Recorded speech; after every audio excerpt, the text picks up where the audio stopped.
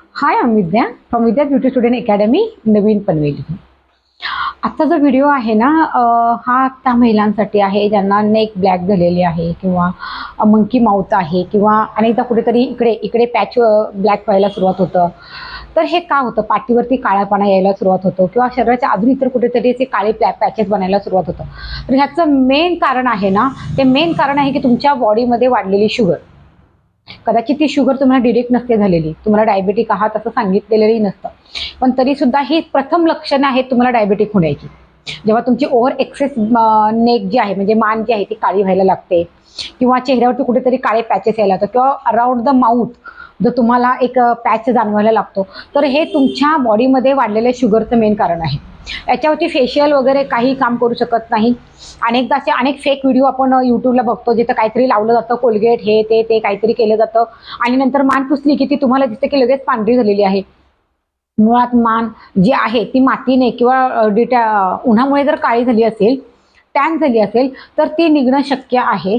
परंतु जेव्हा असे एकदम बारीक बारीक क्रॅक पडलेले दिसतात मानेला, रेषा उठले म्हणजे एखादी दोरी कशी अशी मानेवरती दाबल्यानंतर ज्या पद्धतीने निशाण पडतं, तर त्या पद्धतीचे निशाण जेव्हा मानेवरती पडतात, तर हे लक्षणं आहेत तुमच्या बॉडीमध्ये शुगर वाढत आहे आणि ती शुगर कुठेतरी बॉडीतून बाहेर एक्सपोर्ट होण्याचा हा एक प्रकार आहे.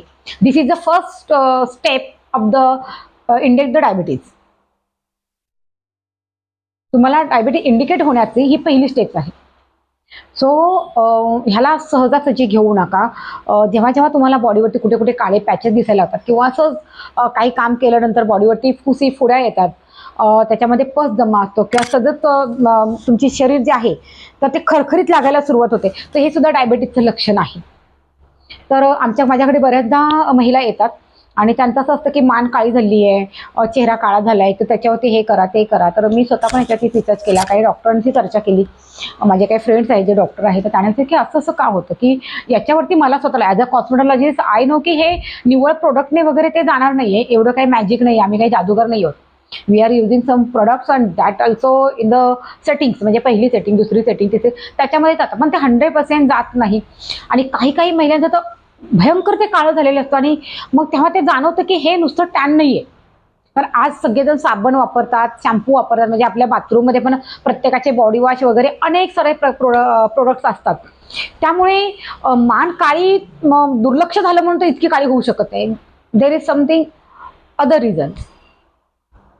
मग त्याच्यामुळे दिस इज अ मेजर रिझन की तुमच्या बॉडीमध्ये वाढलेली शुगर ही सगळ्यात पहिलं जर तुम्हाला कुठे इंडिकेट होते तर ती तुमची मान काळी होते, तुम्हाला मंकी माउथ होतो, बॉडीवरती फुसे येतात किंवा शरीराच्या इतर कुठल्या भागामध्ये काळेपणा जाणवतो किंवा इनडायरेक्टली शरीर तुम्हाला थोडंसं ब्लॅकनेस जाणवायला सुरुवात होतं. तर लक्षात ठेवा, ह्या सगळ्या गोष्टी होतात. कारण डायबिटीज झाणाऱ्या, मी पार्लर चालवते तर साधिक आहे, अनेक महिला येतात आणि अतिशय गोऱ्या अतिशय सुंदर महिला, त्यांना सुद्धा नंतर असं एकदम पॅच अशी लेअर आणि एकदम वेगळं. म्हणजे आता माझ्याकडे एक ताई येतात, अतिशय सुंदर होते, म्हणजे प्रचंड गोऱ्या, म्हणजे मी त्यांना पाहिलं होतं अतिशय सुंदर, पण आज त्यांचा पूर्ण अंडर आय डार्क सर्कल्स आणि पूर्ण हा पॅच असे सगळे, म्हणजे फोरहेड क्लीन आहे, चीन क्लीन आहे, पण इथून हा भाग त्यांचा जो आहे ना तो पूर्ण काळा झालेला आणि आज त्यांना हेवी डायबिटीक आहे, बाहेरून त्यांना इन्शुरन्स घ्यावे लागतात. तर ह्या सगळ्या गोष्टींसाठी कुठल्याही पार्लरकडे जाऊ नका आणि डॉक्टरकडे जा जेव्हा तुमची नेक मान असं काही काळेपणा तुम्हाला जाणवतं, विनाकारण तुमची बॉडीवरती कुठेतरी एक्सेस स्किन ब्लॅक दिसायला लागते, त्यावेळेस ते तुम्ही सरळ डॉक्टरकडे जा, ते कुठल्याही पार्लरवालीकडे जाऊ नका. ओके, त्याने काही होणार नाहीये.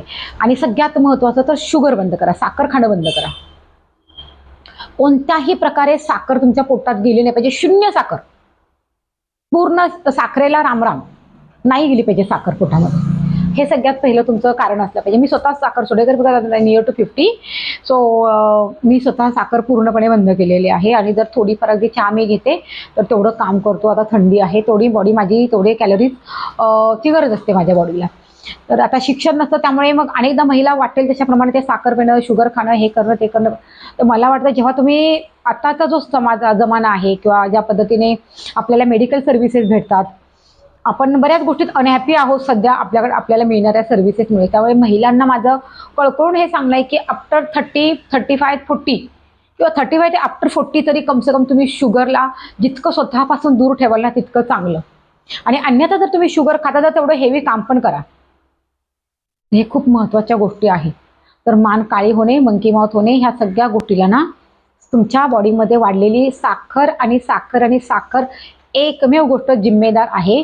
वाटल्यास तुम्ही माझा व्हिडिओ जर कुणी पाहत असेल तर त्याच्यानंतर तुम्ही तुमच्या स्वतःचे डॉक्टर आहेत, जे तुमचे स्वतःचे फॅमिली डॉक्टर आहेत, त्यांच्याशी तुम्ही डिस्कस करा. आणि ज्यांना कोणाला हा प्रॉब्लेम असेल तर साखर बंद करा. ह्याच्यावरती कुठल्याही पार्लरमध्ये किंवा कोणत्याही ह्याच्यामध्ये मेडिकल स्टोअरमध्ये अशा प्रकारे कोणतंही प्रोडक्ट उपलब्ध नाही. हां, नॉर्मली अगदी असेल, नेहमी फर्स्ट स्टेज असेल तो मान काळी होण्याची, तर त्याच्यावरती काही गोष्टी आपण करू शकतो, परंतु तो परमनंट विलाज नाही आहे. कारण बॉडीमध्ये जर शुगर वाढली असेल तर ती पुन्हा पुन्हा बाहेर येण्यासाठी धडपडत राहणार आणि मग कधी तर डॉक्टर तुम्हाला सांगणार की तुम्हाला डायबिटीज झालेला आहे. आणि एकदा का डायबिटीज झाला की पुन्हा तो पूर्णपणे कमी करणं खूप म्हणजे it's a very risky. It's not so easy to come out again from the diabetes. So take the care of your health आणि साखरेपासून लांब राहा. थँक्यू. आणि व्हिडिओ शेअर करा.